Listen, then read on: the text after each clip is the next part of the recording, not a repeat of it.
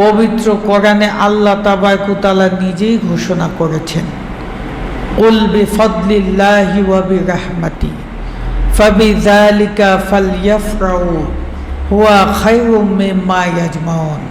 কুল, হে হাবিব সাল্লাল্লাহু আলাইহি ওয়াসাল্লাম, আপনি বলুন, বিফাদলিল্লাহি ওয়া বিরাহমাতি, যেদিন আল্লাহর পক্ষ থেকে তোমাদের উপর ফজল এবং রহমত বর্ষিত হয়, সেদিন তোমরা আনন্দিত হও, কারণ তা তো সকল ধন সম্পদের চেয়েও তোমাদের কাছে শ্রেষ্ঠ।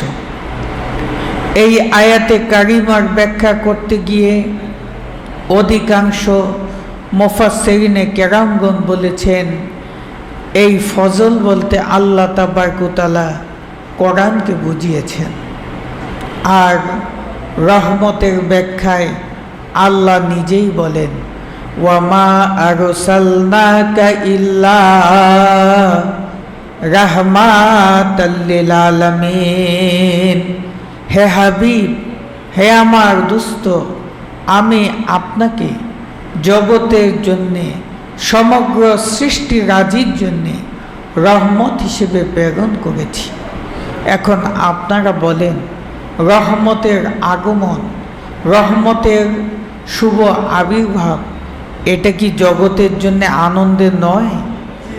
সম্মানিত আয়েশা রাসূল ভাইরা, অন্যত্র আল্লাহ বলেন, লা ইন শাকারতুম লা আযীদান্নাকুম ওয়া লা ইন কাফারতুম ইন্না আযাবি লাশাদীদ।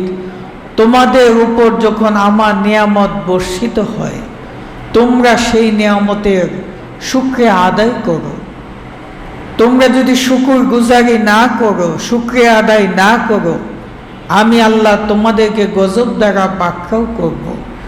আর তোমরা যদি নিয়ামতের শুকরিয়া আদায় করো, আমি আল্লাহ তোমাদের জন্যে নিয়ামত বহুগুণে বৃদ্ধি করে দিব।